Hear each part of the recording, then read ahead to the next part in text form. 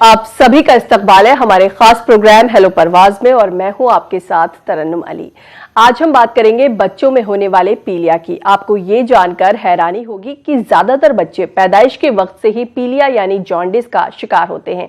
हालांकि ये पीलिया पैदाइश के 1-2 हफ्ते बाद खुद ठीक भी हो जाता है, लेकिन ऐसा ना होने पर इसका वक्त रहते इलाज होना बहुत जरूरी है।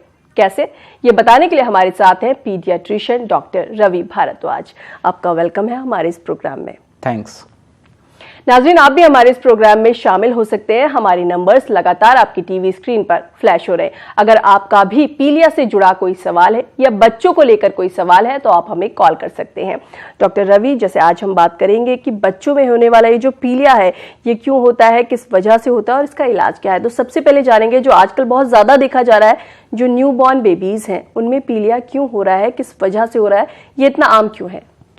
देखिए, न्यूबॉर्न में जो पीलिया होता है उसके कुछ कारण होते हैं, जिनमें एक सबसे पहला कारण होता है कि उनमें जो लाल कोशिकाएं रहती हैं, जो आरबीसी रहती हैं, उनका लाइफ स्पान कम होता है। दूसरा, उनका लिवर इमैच्योर होता है बड़े बच्चों की तुलना में, जिसकी वजह से वो पीलिया को बॉडी से बाहर नहीं निकाल पाते हैं। और तीसरा जो उनका कारण रहता है वो उनको फीडिंग स्टेब्लिशमेंट होने में थोड़ा टाइम लगता है, जिसके वजह से उनको पीलिया होता है। ये तीनों कारणों की वजह से नॉर्मली उनको जो पीलिया होता है उसको हम फिजियोलॉजिकल जॉन्डिस भी बोलते हैं। जी, ये तो बात हुई जो न्यू बॉर्न बेबीज है उनमें पीलिया क्यों हो रहा है। अगर न्यू बॉर्न बेबीज की बात करें या बड़े बच्चों की बात करें तो इन दोनों में होने वाले पीलिया में क्या डिफरेंस है, क्या फर्क है? देखिए, न्यूबॉर्न बेबीज में जो पीलिया होता है वो एक नॉर्मल फिनोमिनन है, वो एक नॉर्मल अकरेंस है। इसकी जो इंसिडेंस है वो करीब पूरे महीने पे जन्म लेने वाले बच्चे, जिनको कि फुल टर्म बच्चे भी बोलते हैं, उनमें 50% रहता है। और जो समय से पहले जन्म लेते हैं, जिनको प्री टर्म बच्चे बोलते हैं, उनमें करीब 80% बच्चों में ये पीलिया होता है। नॉर्मली ये पीलिया अपने से ठीक हो जाता है, हमें इसके लिए कोई दवा नहीं देनी रहती है। ओनली व्हेन जब ये पीलिया 15 से ज्यादा हो जाता है बिलीरुबिन का लेवल, तब हमें इसके लिए फोटोथेरेपी लगानी रहती है। इसके कुछ साइंस रहते हैं जिनको हमें ऑब्जर्व करना रहता है बच्चे में, तभी हमें इसका इलाज करना रहता है। जबकि बड़े बच्चों में जो पीलिया होता है वो नॉर्मली लिवर डिसीज की वजह से होता है, उसमें लिवर में कुछ परेशानी चल रही होती है उसके वजह से होता है, या हीमोग्लोबिन का ब्रेकडाउन ज्यादा होता है तो उसके वजह से होता है। जी, तो उसके लिए हमें ट्रीटमेंट की जरूरत रहती है। जी, ये तो आपने फर्क बताया कि छोटे बच्चों में जो पीलिया हो रहा है और जो बड़े बच्चों में हो रहा है उसमें फर्क क्या है। लेकिन अगर सिम्टम्स की बात करें, जो छोटे बच्चों में पीलिया हो रहा है, जो पैदा हुए हैं और अभी पीलिया के साथ ही पैदा हुए हैं, तो उनमें क्या सिम्टम्स हो सकते हैं पीलिया के? देखिए, उनमें जो पीलिया के सिम्टम्स रहते हैं वो जो सीरियस सिम्टम्स रहते हैं, जिनसे कि बच्चे का पीलिया पता लगता है, वो जब बच्चा ज्यादा सोता है, बच्चा जागता नहीं है, नॉर्मल फीडिंग के लिए करवाने के बाद भी बच्चा क्राई करता रहता है, और बच्चे को जो पॉटी आती है उसका कलर वाइट होता है। अच्छा, ये सारे सिम्टम्स जो रहते हैं बच्चे में अलार्मिंग साइन होते हैं। यदि ये सारे सिम्टम बच्चे में हैं तो इसका मतलब बच्चे का पीलिया थोड़ा बढ़ रहा है, तो आपको पास के डॉक्टर से जाके कंसल्ट करना चाहिए। जैसे मैंने शुरुआत में ये कहा था कि कई बार ये होता है कि ये जो बच्चों में पीलिया है 1-2 हफ्ते बाद ये खुद ठीक भी हो जाता है, तो क्या ये खुद ठीक हो जाता है या किसी बच्चे को हो गया है तो घबराने की ज़रूरत है, डॉक्टर के पास जाएं? जी, देखिए, ये पीलिया नॉर्मली जो फिजियोलॉजिकल जॉन्डिस जिसको बोलते हैं वो नॉर्मली तीसरे दिन पे शुरू होता है। करीब 48 आवर्स जब बच्चे के लाइफ के हो जाते हैं तब शुरू होता है। 48 आवर्स के बाद में शुरू होने के बाद में करीब चौथे या 5वें दिन पे इसके पीक लेवल्स आते हैं और 7वें दिन के करीब ये बॉडी से चला जाता है। ऐसा फुल टर्म बच्चों में होता है। प्री टर्म बच्चे जो हैं उनमें ये पीलिया नॉर्मली 10 दिन के करीब पीक लेवल पे आता है। अच्छा, तो नॉर्मली ये जो पीलिया है ये फुल टर्म बच्चों में 2 हफ्ते के बाद में नहीं रहता है, और प्रीटर्म बच्चों में 3 हफ्तों के बाद में नहीं रहता है। अच्छा। यदि पीलिया इससे ज़्यादा टाइम रहता है तो आपको अपने डॉक्टर से कंसल्ट करना चाहिए। जी, जैसे हमने जब इलाज की बात की थी तो आपने एक टर्म यूज़ की थी फोटोथेरेपी, तो ये फोटोथेरेपी क्या है और इसमें किस तरह से बच्चों का इलाज किया जाता है? देखिए, फोटोथेरेपी एक लाइट थेरेपी रहती है जिसमें बच्चे को पीलिया कम करने के लिए उसको विदाउट क्लोथ्स मशीन के नीचे रखते हैं। अच्छा। उसको मशीन से जो लाइट आती है उसके वजह से बच्चे का जो पीलिया रहता है वो कन्वर्ट हो जाता है उस टाइप के पीलिया में जो कि पेशाब और पॉटी के रास्ते से बाहर निकल सकता है। तो ये फोटोथेरेपी के वजह से बच्चे को जो ब्रेन में पीलिया जाने का रिस्क रहता है, ब्रेन में जो डैमेज होने का रिस्क रहता है वो कम हो जाता है। एक कॉलर हमारे साथ जुड़ गए हैं, इनका सवाल सुनते हैं। हेलो। अस्सलाम वालेकुम। जी वालेकुम सलाम। बताएं क्या सवाल है आपका? जी मेरा नाम है मोहम्मद इसाक। जी सवाल बताएं। जी मैं कश्मीर से बात कर रहा हूँ। जी कश्मीर से बात कर रहे हैं। सबसे पहले अपनी टीवी की आवाज बंद करिए और फिर सवाल पूछिए। जी टीवी की आवाज मैंने बंद की है। जी बताएं। मैं ये जानना चाहता हूँ कि मेरी बेटी है 7 साल की। 7 साल की आपकी बेटी है? जी जी बेटी है। डॉक्टरों के पास भी मैंने इसको चेकअप कराया बहुत बार, थायराइड भी चेकअप कराया, लेकिन इसकी कोई प्रॉब्लम नहीं निकल रही। प्रॉब्लम एक ही है कारण कि खाती भी है, एक्टिविटी इसकी ठीक है, पढ़ भी रही अच्छी, अल्लाह का फजल है, लेकिन इसकी वो ग्रोथ नहीं हो रही, ये दिन ब दिन सिकुड़ती जा रही है। अच्छा जी, इस बारे में डॉक्टर साहब से ये जानना चाहता कि अब क्या हम कर। डॉक्टर साहब के पास में जब गया, जीपी पंत गया, एसएमएच गया, वहाँ का इनमें कि अंडे दीजिए, आलू दीजिए। अच्छा। तो लेकिन सब कुछ ये खा रही, ठीक तरीके से कर रही है, उसके बावजूद कोई फर्क नहीं दिखा दे रहा है आपको? ठीक है। देखिए, बच्चों का जो वजन रहता है शुरू के 17-18 साल तक वो एक मानक पैमानों के अकॉर्डिंगली बढ़ता है, ग्रोथ चार्ट के अकॉर्डिंगली बढ़ता है। कई बार किसी बच्चे का वजन यदि उसके अनुसार ना बढ़े तो उसके लिए हमें उसकी कुछ जांचें करनी पड़ती हैं और देखना रहता है कि जितना खाना वो खा रहा है वो उसको उतना सफिशिएंट है ग्रोथ के लिए, या उसको और भी ज़्यादा न्यूट्रिशन एंड एनर्जी की ज़रूरत है, या जो वो खा रहे हैं उसका एब्जॉर्प्शन नहीं हो पा रहा है बॉडी में, जिसके वजह से जो खा रहे हैं वो शरीर को नहीं लग रहा है। और तीसरा कारण, शरीर में कोई ऐसी बीमारी है जिसके वजह से उनकी जो ग्रोथ की नीड्स हैं वो ज़रूरत से ज़्यादा हैं। इसके लिए आपको कुछ जांचें करवानी रहती हैं। नॉर्मली जो बॉडी में कुछ क्रोनिक डिसीज़ हैं जिनके वजह से ये सारा प्रॉब्लम आ सकता है, वो एक आपको यूरिनरी इन्फेक्शन की प्रॉब्लम्स को दिखवाना चाहिए। कोई ट्यूबरक्लोसिस की प्रॉब्लम तो नहीं है, उसके लिए एक चेक करवाना चाहिए। कोई फूड एलर्जी का सिम्टम्स तो नहीं है, उसके लिए चेक करवाना चाहिए। या फिर बच्चे की जो न्यूट्रिशन जो वो ले रहे हैं उसका कैलकुलेशन और उसका डाइटरी चार्ट रख के ये कैलकुलेट करना चाहिए कि जितना ये न्यूट्रिशन ले रहे हैं वो इनके लिए सफिशिएंट है या नहीं है। एक कॉलर हमारे साथ और है, इनका भी सवाल लेते हैं। हेलो। लगता है किसी वजह से कॉलर से हमारा राब्ता नहीं हो पाया। जैसे हम बात कर रहे थे फोटोथेरेपी की, तो आपने बताया कि एक लाइट के जरिए बच्चे को जो है पीलिया उसका ठीक किया जाता है। वहीं अगर फोटोथेरेपी की बात करें तो कुछ डॉक्टर्स कहते हैं कि बच्चे को अगर इस थेरेपी के बजाय आप धूप में लिटाएं कुछ देर के लिए तो वो भी सेम काम करेगी। तो आपको क्या लगता है कि धूप ज़्यादा बेहतर है? देखिए, धूप और फोटोथेरेपी में, धूप में फोटोथेरेपी की रेज के साथ में अल्ट्रावायलेट रेज भी होती हैं जो बच्चे को डैमेज पहुंचा सकती हैं। तो इसलिए बच्चे को डायरेक्ट सनलाइट में रखना कभी भी एडवाइजेबल नहीं होता। यदि आपको बच्चे को सनलाइट देना है तो उससे पीलिया पे उतना सिग्निफिकेंट असर नहीं पड़ता, लेकिन विटामिन डी के लिए भी धूप में रखना जरूरी होता है। तो आप उसको डायरेक्ट सनलाइट में रखने की जगह उसको टिंटेड ग्लास या जो विंडो है उसके पास में सनलाइट में रख सकते हैं, specially morning and evening when, जब सनलाइट बहुत तेज नहीं रहता है उसके टाइम पे आप रख सकते हैं 15 मिनट से 30 मिनट के लिए। और ये सनलाइट से बिलीरुबिन कम होने पे उतना ज़्यादा फर्क नहीं पड़ता है, लेकिन विटामिन डी की पूर्ति के लिए आप सनलाइट में रखना एडवाइजेबल है। जी।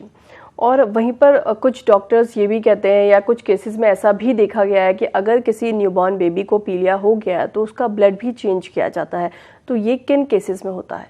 जी, ऐसा उन केसेस में करना पड़ता है जिनमें कि पीलिया बहुत ज़्यादा हो, जिनमें कि पीलिया ब्लड का डिस्ट्रक्शन बहुत ज़्यादा हो रहा हो, जिसके वजह से पीलिया बहुत जल्दी से बढ़ रहा है, जिसमें पीलिया कम करने के बाकी उपाय फेल हो गए हों, जैसे कि फोटोथेरेपी आपने लगाया उसके बाद भी यदि पीलिया कम नहीं हो पा रहा है। साथ में यदि बच्चे को ब्रेन में डैमेज होने के चांसेस ज़्यादा हों, जैसे कि जो बच्चे प्री टर्म होते हैं या समय से पहले पैदा होते हैं उनको ब्रेन में डैमेज होने के चांसेस ज़्यादा रहते हैं। अच्छा। और बिलीरुबिन यदि तेजी से बढ़ता है तो उनका ब्लड का एक्सचेंज करना पड़ता है, जिसको हम एक्सचेंज ट्रांसफ्यूजन बोलते हैं।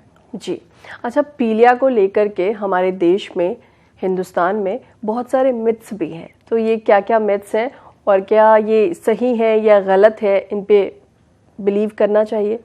देखिए, पीलिया को लेके जो मिथ्स हैं उनमें सबसे जो कॉमन मिथ्स है वो है झाड़ फूंक का मिथ, जो कि हमारे यहाँ पे रूरल एरियाज़ में स्पेशली झाड़ फूंक से पीलिया को सही करने का दावा किया जाता है। दूसरा, कुछ आयुर्वेदिक औषधियाँ हैं जो दी जाती हैं पीलिया के लिए, जिनसे कि ऐसा माना जाता है कि पीलिया कम होता है। जी। तीसरा जो पीलिया के लिए मिथ है वो ये है कि पीलिया अपने से ही सही होगा और आपको उसके लिए बस तेल घी नहीं खाना है और पीलिया ठीक हो जाएगा। जी। बट ऐसा नहीं है। पीलिया जो है वो नॉर्मली बड़े बच्चों में जो पीलिया होता है वो उसका सबसे कॉमन कारण जो है वो हेपेटाइटिस है। जी। हेपेटाइटिस लिवर का एक इन्फ्लामेशन होता है, लिवर की सूजन होती है। लिवर की सूजन के जो कारण होते हैं उनमें सबसे कॉमन कारण लिवर का इन्फेक्शन है। जी। उसके और भी कारण हैं, लेकिन इंडिया में सबसे ज़्यादा जो कॉमन देखा गया है वो हेपेटाइटिस ए और ई की वजह से होता है। हेपेटाइटिस ए और ई की वजह से जो पीलिया होता है वो नॉर्मली अपने से ठीक होता है 7 to 10 डेज में। जी। ठीक होना शुरू हो जाता है। उसको पूरे तरीके से ठीक होने में 3 से 4 हफ्ते लग सकते हैं। बट इसमें झाड़ फूक का, आयुर्वेदिक दवाइयों का या फिर इनका कोई रोल नहीं है। बजाय के कुछ फायदा पहुंचाने के ये आपको नुकसान भी पहुंचा सकते हैं। डॉक्टर रवि, और भी बातें करेंगे, यहाँ पर वक्त है एक छोटे से ब्रेक का। नाजरीन, आप भी हमारे इस प्रोग्राम में शामिल हो सकते हैं। हमारे नंबर्स लगातार आपकी टीवी स्क्रीन पर फ्लैश हो रहे हैं। फिलहाल वक्त है एक छोटे से ब्रेक का।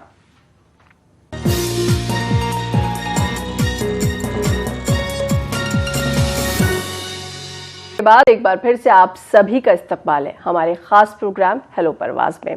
डॉक्टर साहब, जैसे आज हम बात कर रहे हैं पीलिया की, छोटे बच्चों में और बड़े बच्चों में, तो वहीं पर यह भी बात आती है कि इसे रोके कैसे, क्योंकि ये बहुत आम एक परेशानी है। छोटे बच्चों में भी होती है, बड़े बच्चों में भी होती है और ज़्यादा होता है, तो इसको रोका किस तरह से जा सकता है? देखिए, छोटे बच्चों में जो पीलिया जिसको कि फिजियोलॉजिकल जॉन्डिस बोलते हैं, उसको रोकने के लिए आपको बच्चे को ब्रेस्ट फीडिंग ज़्यादा मात्रा में करवानी चाहिए। यदि ब्रेस्ट फीडिंग स्टेब्लिश नहीं हो पा रही है तो उसके लिए आपको सप्लीमेंटल फीड, जो कि कुछ टाइम के लिए फॉर्मूला से सप्लीमेंट करते हैं, वो करना चाहिए। उसके बाद भी यदि आपको कोई डेंजर साइंस लगते हैं तो आपको अपने डॉक्टर से कंसल्ट करना चाहिए। जी। बड़े बच्चों में जो पीलिया है, बड़े बच्चों में पीलिया के लिए आपको वैक्सीनेशन करवाना चाहिए बच्चे का। जी। तो बड़े बच्चों में जो पीलिया रहता है उसके जो प्रमुख कारण हैं उसमें hygiene, food and water hygiene का स्पेशली रोल होता है, बिकॉज ये दोनों कारणों से हेपेटाइटिस ए और ई फैलता है। अच्छा।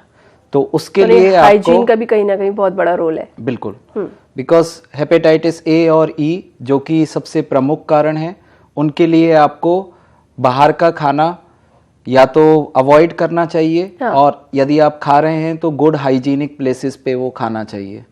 सेकंड, वैक्सीनेशंस अवेलेबल हैं हेपेटाइटिस बी के लिए और हेपेटाइटिस ए के लिए। अच्छा। जो कि हमारे नेशनल प्रोग्राम में भी अभी आ गया है, नेशनल इम्यूनाइजेशन प्रोग्राम में। तो आपको हेपेटाइटिस ए और हेपेटाइटिस बी के लिए अपने बच्चे को वैक्सीनेट करवाना चाहिए। तो ये जो वैक्सीनेशन है, मतलब ये कब कराएं, वैक्सीनेट कब करवाएं, कितने देखिए, किस उम्र में करवा सकते हैं? ऑलरेडी एक इम्यूनाइजेशन शेड्यूल है। जो बर्थ से ही बच्चे को इम्यूनाइज करता है हेपेटाइटिस बी के लिए। एंड हेपेटाइटिस ए के लिए जो वैक्सीनेशन है वो नॉर्मली 1 साल की उम्र पे किया जाता है। और दोनों भी जो वैक्सीनेशन है, हेपेटाइटिस बी की जो डोजेस रहती हैं वो 3 से 3 डोजेस शुरू में रहती हैं जी। उसके बाद में उसकी एक बूस्टर डोज लगाई जाती है। हेपेटाइटिस ए की 2 डोजेस लगाई जाती हैं 6 महीने के अंतराल पे।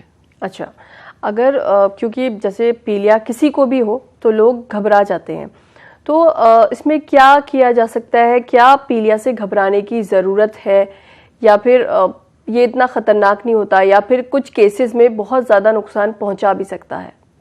जी, देखिए पीलिया से नॉर्मली घबराने की ज़रूरत नहीं है। उसके बारे में ऑलरेडी जो भ्रांतियां हैं वो हमने डिस्कस की हैं। पीलिया के कुछ डेंजर साइंस रहते हैं। यदि वो पीलिया होता है उनके लिए हमें अपने बच्चे को देखना है। यदि उनमें से कोई भी डेंजर साइंस बच्चे को रहता है तो आपको बच्चे को इमरजेंसी में डॉक्टर के पास ले जाना चाहिए। नहीं तो आप ओपीडी में आप अपने बच्चे को डॉक्टर से कंसल्ट कर सकते हैं। क्या वैसे कुछ केसेस में ये खतरनाक हो सकता है? जी हाँ, कुछ केसेस में ये खतरनाक हो सकता है। स्पेशली यदि जो पीलिया है छोटे बच्चों में, जब पीलिया उनके दिमाग पे डैमेज करना शुरू होता है तो उसके वजह से उनकी फीडिंग अफेक्ट होती है, उनके रोने की आवाज बदल जाती है, उनकी बॉडी का पोस्चर जो होता है वो टाइट हो जाता है। बातें करेंगे, एक कॉलर हमारे साथ जुड़ गए। ओके। हेलो हेलो जी, बताएं क्या सवाल है आपका? वालेकुम सलाम। बच्ची हमारे एक 18 साल होने को है बच्ची, उसकी बॉडी में डेवलपमेंट नहीं है क्या? बहुत जिस्म पतला दुबला है, हाइट भी नहीं है। हाँ। तो थोड़ा खाना वगैरह पानी इधर बहुत कम खाती है। अच्छा। और पैरों में अक्सर चलने के लिए दर्द महसूस होता है, बताती है। इसीलिए अब उसको क्या करना चाहिए उसको बॉडी डेवलपमेंट के लिए? अब 18 साल होने को आ गए उसको भी। जी ठीक है। सेकेंड PUP यूनिवर्सिटी में है वो लड़की। जी ठीक है डॉक्टर। अभी एक कॉलर हमारे साथ और है, उनका भी सवाल ले लेते हैं। हेलो हेलो हेलो जी, बताएं क्या सवाल है आपका?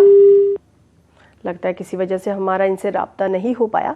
अभी जो कॉलर ने सवाल किया, उनकी 18 साल की बेटी है, बहुत पतली दुबली है, कुछ खाती पीती नहीं है, कमज़ोर है, चलने में भी पैरों में दर्द होता है, तो क्या इनके लिए हो सकता है? देखिए, बच्चे का पतला दुबला होना, बच्चे को दर्द होना, उसकी ग्रोथ अच्छे से नहीं होना, ये दिस इज ए इम्बैलेंस। ये एक इम्बैलेंस है जितना वो कैलोरीज ले रहे हैं और जितना वो यूटिलाइज कर रहे हैं। अच्छा। शायद उनको जितना कैलोरीज लेना चाहिए बच्चे को वो उतना नहीं ले पा रहे हैं, या तो ले भी रहे हैं तो उनकी नीड उससे ज़्यादा है, बिकॉज ग्रोइंग एज में नॉर्मली बच्चे की नीड बढ़ जाती है। हाँ, मगर ये साथ में ये भी कह रहे थे कि वो कुछ खाती पीती ही नहीं है। हाँ, खाती पीती नहीं है, देन अगेन ये इस फैक्ट को ये करता है कंसोलिडेट के उसका जो एनर्जी जो वो ले रही है बच्ची वो कम ले रही है। लेकिन वो क्यों नहीं खाती पीती है, इसके लिए हमें उसकी जांच करनी चाहिए कि उसको कुछ और रोग तो नहीं है जिसकी वजह से वो कम खा पी रही है। उसको कोई ऐसी परेशानी है, कोई क्रोनिक बीमारी चल रही है ऐसे जो कि जिसकी वजह से उसको उतना भूख नहीं लगता है, या उसको जो न्यूट्रिएंट अवेलेबिलिटी होनी चाहिए वो अवेलेबल नहीं है। तो इसके लिए हमें उसकी कुछ जांचें करनी चाहिए ब्लड की। साथ में आप डॉक्टर से फिजिकल एग्जामिनेशन करवा सकते हैं, जिससे कि कुछ साइंस मिलेंगे कि उनको कुछ न्यूट्रिएंट या विटामिन डेफिशिएंसी के साइंस हैं, तो उसके लिए भी उनको दवा दी जा सकती है। जी, जैसे हम अभी बात कर रहे थे कि ये जो पीलिया है ये किन केसेस में ख़तरनाक हो सकता है, तो कुछ चीज़ों के बारे में आपने बताया, कुछ चीज़ें और हैं जो आप बता रहे थे। तो छोटे बच्चों में जो पीलिया रहता है उसका जो सबसे बड़ा खतरा रहता है वो रहता है कि वो ब्रेन डैमेज कर देता है। अच्छा। यस।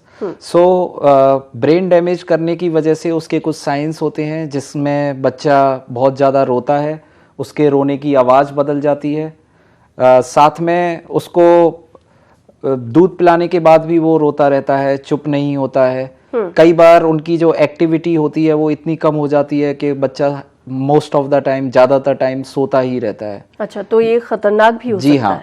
तो नॉर्मली जब पीलिया ज़्यादा बढ़ता है तो बच्चे को, आप अपने बच्चे का पीलिया चेक कर सकते हैं। आप एक फिंगर से उसको प्रेस करें उसको फोरहेड पे प्रेस करके देख सकते हैं, उसको चेस्ट पे प्रेस करके देख सकते हैं। यदि आपका उंगली हटाने के बाद भी वहां पे आपको पीला दिखता है, इसका मतलब आपके बच्चे को पीलिया हो रहा है। अच्छा। यदि ऐसा पीलिया नी के नीचे या फिर आपको सोल्स पे, पाम्स पे दिखता है, तो इसका मतलब नॉर्मली ये रहता है कि आपके बच्चे का बिलीरुबिन बहुत हाई है, बहुत हाई है। तो आपको इमीडिएटली डॉक्टर के पास जाना चाहिए। जी, कुछ और कॉलर्स हमारे साथ जुड़ गए हैं, इनके सवाल लेते हैं। हेलो। हेलो, नमस्कार सर। जी नमस्कार, बताएं क्या सवाल है आपका?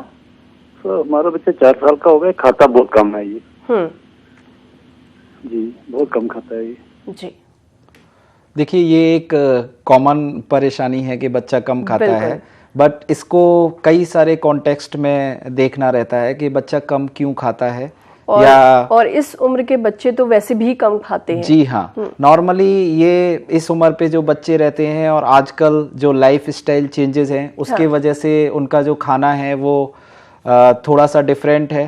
तो आपको कुछ जनरल सजेशंस ये हैं कि आप अपने बच्चे को थोड़ा एनर्जी डेंस फीडिंग दें। फीड के टाइम पे डिस्ट्रैक्शन कम से कम रखें, टीवी बंद करके रखें, उनको साथ में खाने के लिए बिठाएं। बिल्कुल। सेकंड, उनको आप लिक्विड बाद में दें, पहले सॉलिड खाना खाने के लिए ये करें, प्रमोट करें, जिससे कि उनको ज़्यादा एनर्जी जाए।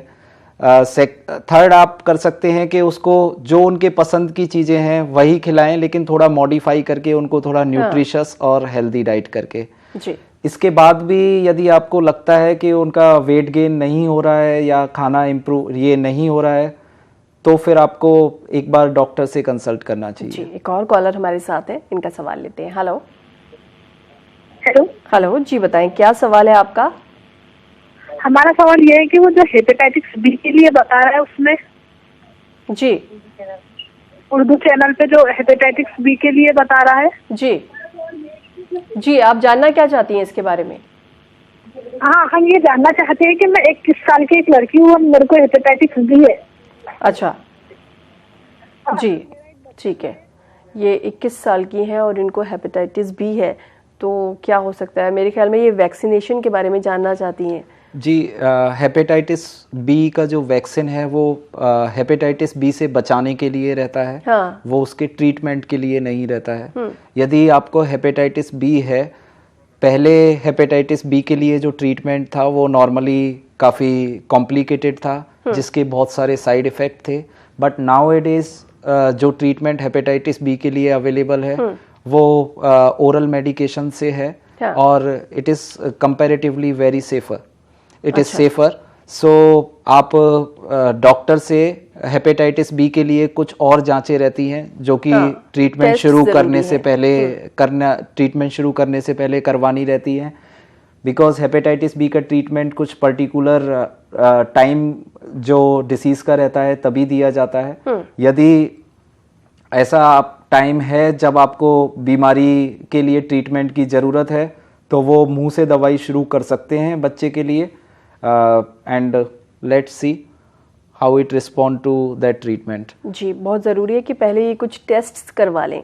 एक कॉलर हमारे साथ और हैं, इनका सवाल लेते हैं। हेलो जी, अस्सलाम वालेकुम मैम। जी, वालेकुम सलाम, बताएं क्या सवाल है आपका? मेरा कहना है कि बच्ची हमारे एक 17 साल हो गई, बच्ची लड़की है, उसका बॉडी में डेवलपमेंट बहुत कम है, दुबली पतली है। अच्छा। अक्सर चलने से पैरों में दर्द रहता है। जी, खाना बिल्कुल कम खाती है, पानी वगैरह बहुत कम पीती है। जी। और ये मेव फ्रूट का वगैरह कम इस्तेमाल करती है। जी बिल्कुल, मेरे ख्याल में ये अभी पहले भी हमें कॉल कर चुके हैं और आपने जवाब भी दिया था। फिर भी एक बार अगर इस तरह की, क्योंकि ये जो परेशानी है ये बहुत सारे पेरेंट्स की है कि बच्चा जो है वो खाता पीता नहीं है, बहुत कमज़ोर है, और कमज़ोर है तो बिल्कुल कहीं ना कहीं पेन होगा, चलने में होगा, कुछ और परेशानियां होंगी बॉडी के अंदर। तो और कर क्या सकते हैं? जी, इसमें और आप कर सकते हैं कि एक बार आप अपने बच्चे का पूरा डाइटरी असेसमेंट करवाएं, जिसको कि डाइटरी रिकॉल भी बोलते हैं, कि लास्ट 7 डेज 8 डेज में उसने क्या क्या खाया है। तो उससे उसका कैलोरीज जो दिन भर में वो जितना लेती हैं वो कैलकुलेट किया जा सकता है। इसके लिए आप नॉर्मल आपको एक डायरी रखनी चाहिए, जिसको कि डाइटरी चार्ट भी बोलते हैं या फूड डायरी बोल सकते हैं। तो यानी कि इस तरह अगर कोई परेशानी है तो बच्चे के लिए कोई आप डाइट चार्ट बनवा सकते हैं। डॉक्टर रवि हमारे साथ कुछ कॉलर्स लाइन पर हैं, वक्त थोड़ा सा कम है, तो जल्दी से इनके सवाल सुनते हैं और जल्दी से जवाब देंगे। हेलो हेलो,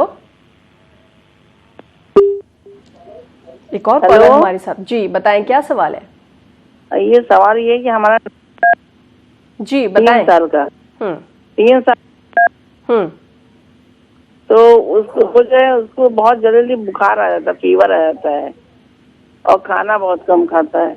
अच्छा, काफी दिन एंटीबायोटिक भी दे चुके हैं उसको। जी देखिए, बच्चे को शुरू के 2-3 इयर्स तक थोड़े इन्फेक्शन के चांसेस ज़्यादा रहते हैं। उनको वायरल इन्फेक्शंस की पॉसिबिलिटीज़ ज़्यादा रहती हैं। उनको normal respiratory infections, gastrointestinal infection, पेट की जो परेशानियां रहती हैं वो सब बाकी सब एज से ज़्यादा रहता है।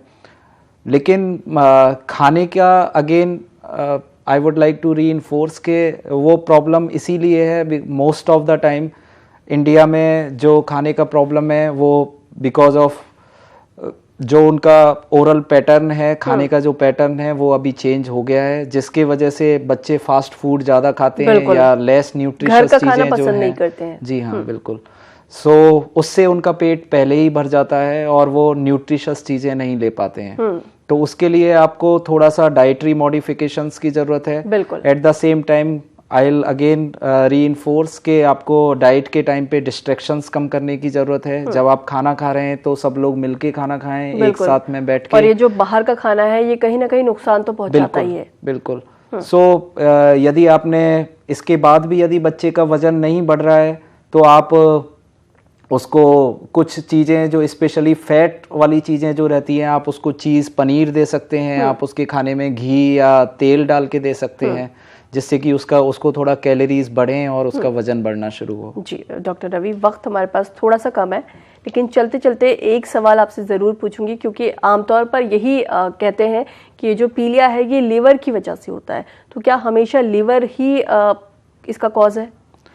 देखिए, ज़्यादातर केसेस में लिवर ही इसका कॉज होता है, बट बिकॉज जो पीलिया बिलीरुबिन जो पीलिया बनाता है, जिसके वजह से पीलिया होता है, वो बिलीरुबिन हीमोग्लोबिन के डिस्ट्रक्शन से बनता है। अच्छा। तो हीमोग्लोबिन का डिस्ट्रक्शन जब बॉडी में ज़्यादा होता है, चाहे वो थैलेसीमिया वाले पेशेंट्स में हो या वो सिकल सेल वाले पेशेंट्स में हो या फिर कुछ ऐसी अलग जेनेटिक बीमारियां होती हैं जिनमें कि हीमोग्लोबिन का डिस्ट्रक्शन ज़्यादा होता है, तो उनमें भी बच्चे को पीलिया हो सकता है। जी डॉक्टर रवि, आप हमारे स्टूडियो में आए, तमाम कॉलर्स के सवालों के जवाब आपने दिए, आपका यहाँ आने के लिए बहुत बहुत शुक्रिया। शुक्रिया।